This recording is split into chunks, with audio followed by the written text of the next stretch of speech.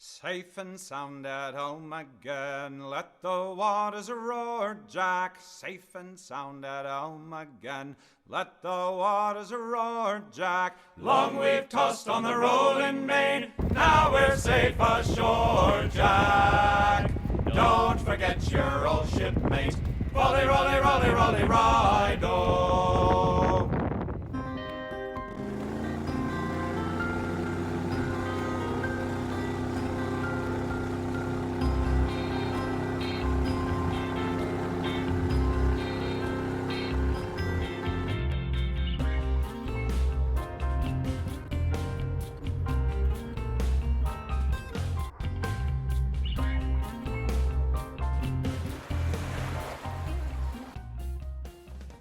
Towards the end of the Second World War, with the arrival in Western European waters of the United States Liberty ships, there was an increase in demand for local pilots and boatmen to assist in the navigation of these vessels. The invasion of mainland Europe was well underway, and the English Channel was filling up with the Liberty ships which had managed to avoid the German U-boat packs in the North Atlantic. Unfortunately, many of these U.S. officers had little or no experience of the particular hazards to be encountered within the English Channel and Dover Straits. This resulted in an astonishing series of wrecks. There were also many heavily mined areas, which needed local knowledge to navigate safely. At this time, George Hammond and Company were acting as agents for many of the salvage operations that were taking place in the area. Jim Ryland, the managing director of Hammond, was responsible for setting up a service to provide North Sea pilots to help prevent more wrecks occurring. At its peak in this period, the Hammond Company provided more than 50 local pilots who boarded off Dover, and proceeded to any required northern European ports.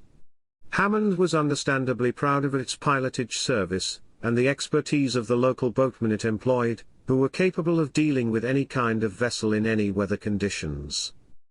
Following the cessation of hostilities, Hammond's deep-sea pilotage service proved to be a successful peacetime venture.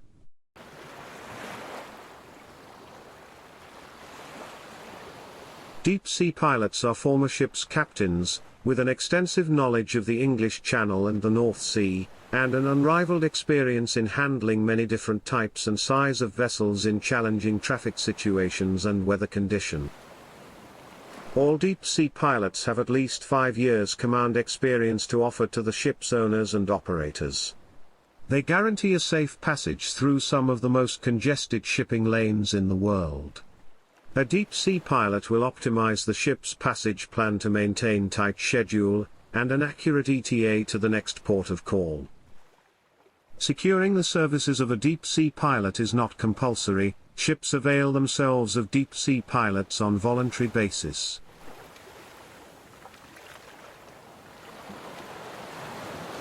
Deep-sea pilots get their credentials as North Sea and Channel pilots from Trinity House, the venerable British institution that takes its pilotage authority back to 1514, and a royal charter from Henry VIII.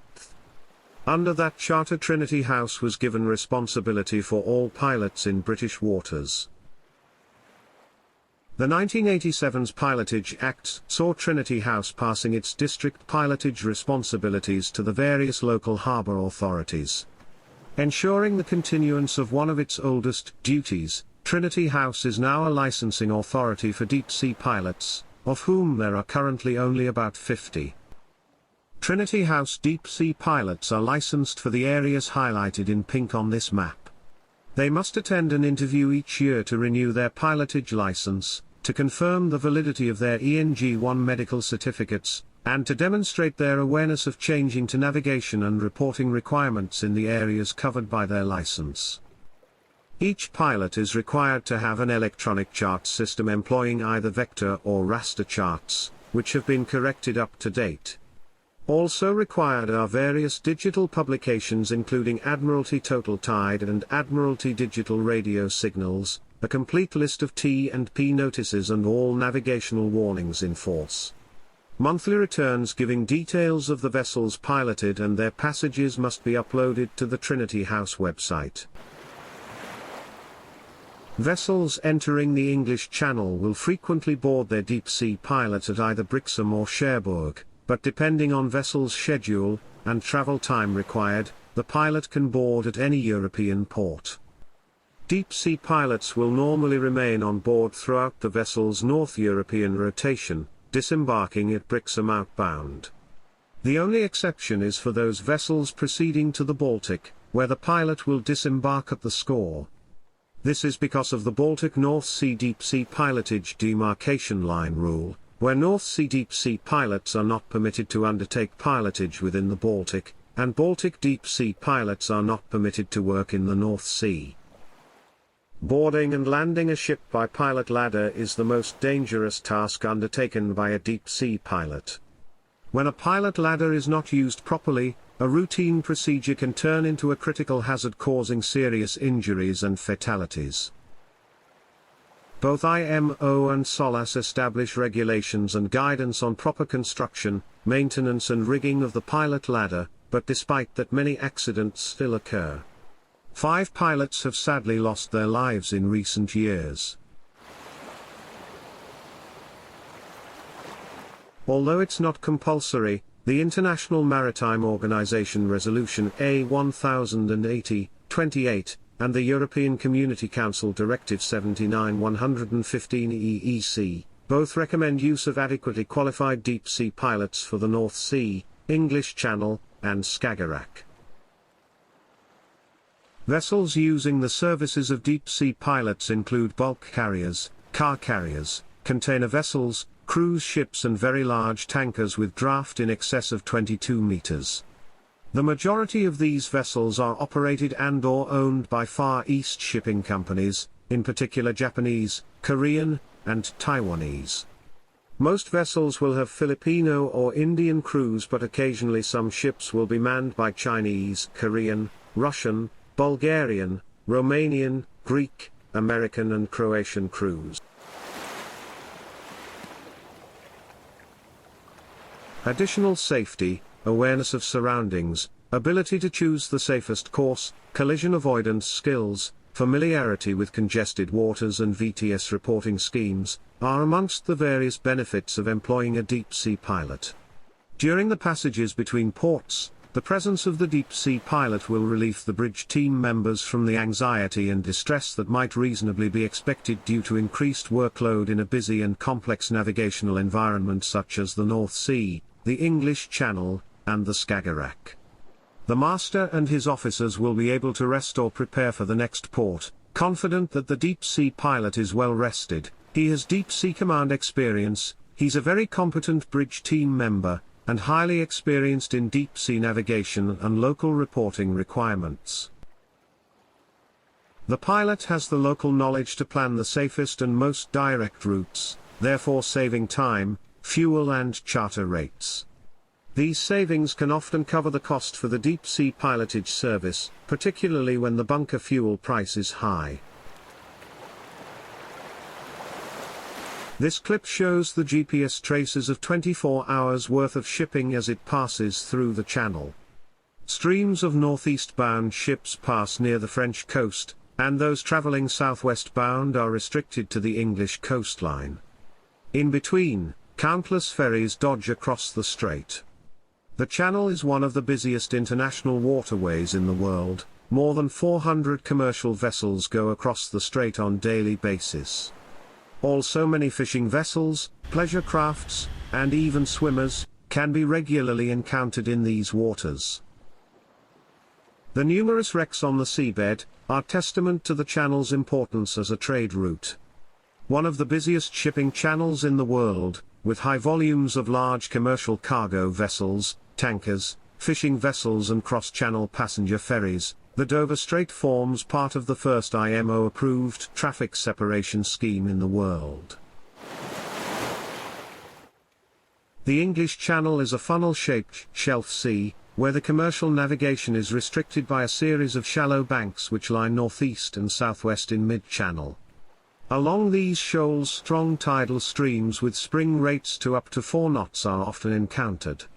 The complex tidal currents from the Atlantic and the North Sea, meeting with the narrow topography of the English Channel, can give rise to rough seas with steep, breaking waves. To add further pressure to ships' masters, Poor weather conditions are very frequent, especially in autumn and winter months.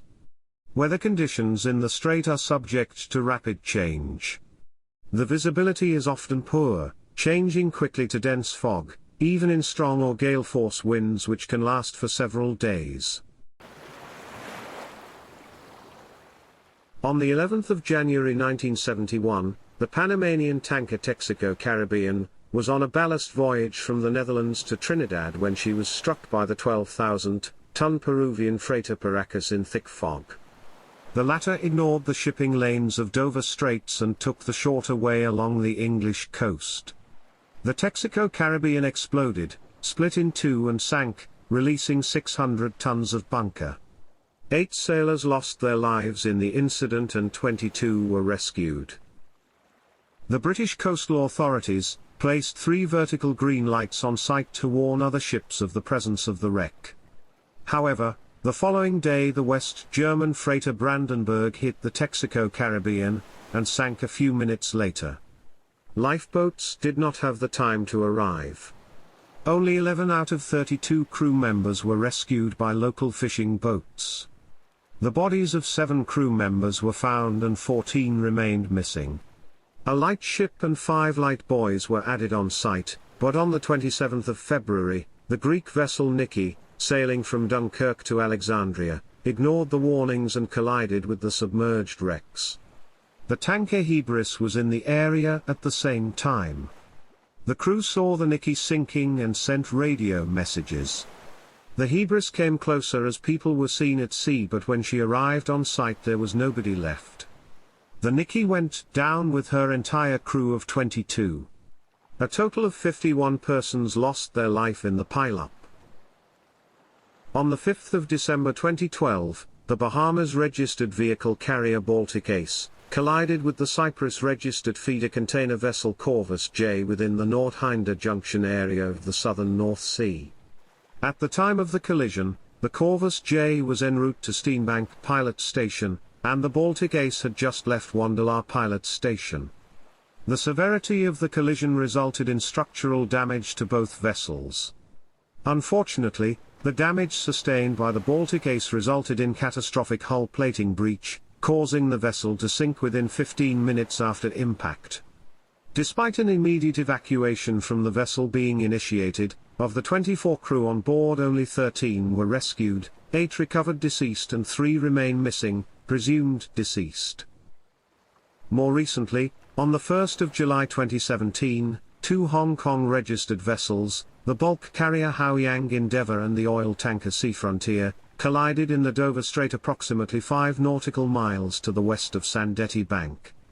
Both vessels were damaged in the collision, but were able to proceed to nearby ports for damage assessment. Fortunately, the accident did not result in any injuries or pollution. Perhaps this could have been avoided if a deep-sea pilot had been on board.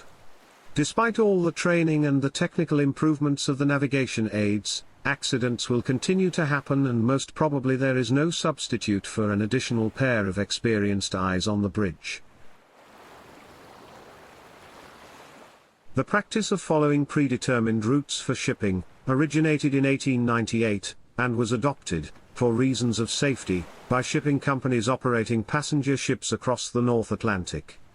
Related provisions were subsequently incorporated into the original SOLAS Convention. Traffic separation schemes and other ships routing systems have now been established in most of the major congested shipping areas of the world, and the number of collisions and groundings has often been dramatically reduced. Rule 10 of the Coal Regs prescribes the conduct of vessels when navigating through traffic separation schemes adopted by IMO. To further enhance ships' safety, vessel traffic services, shoreside radio stations with the purpose to provide active monitoring and navigational advice for vessels in particularly confined and busy waterways, were also established.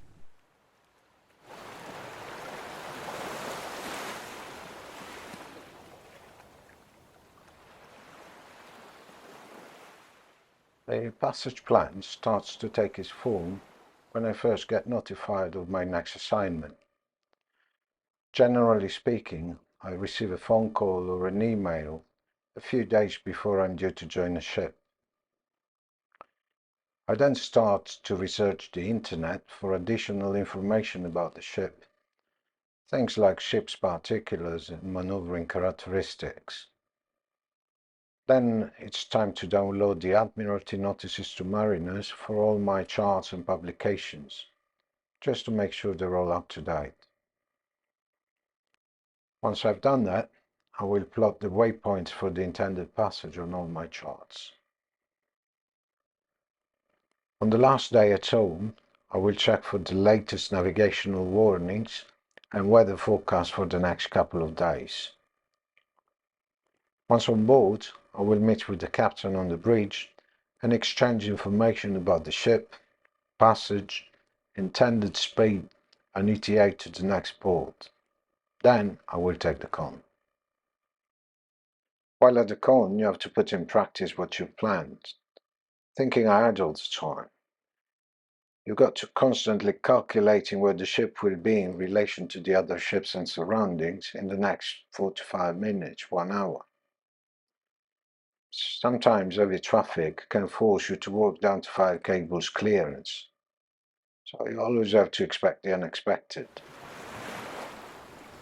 Crews of hard-pressed ships will probably have to deal with adverse weather conditions, heavy commercial traffic, fishing vessels, pleasure crafts, swimmers crossing ferries, strong tides and currents, sandbanks and sandwaves, wind farms, traffic separation schemes and lots of other hazards.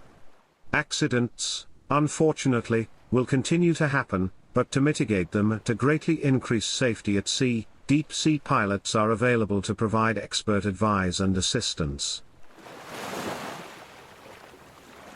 A Hammond pilot is with you all the way.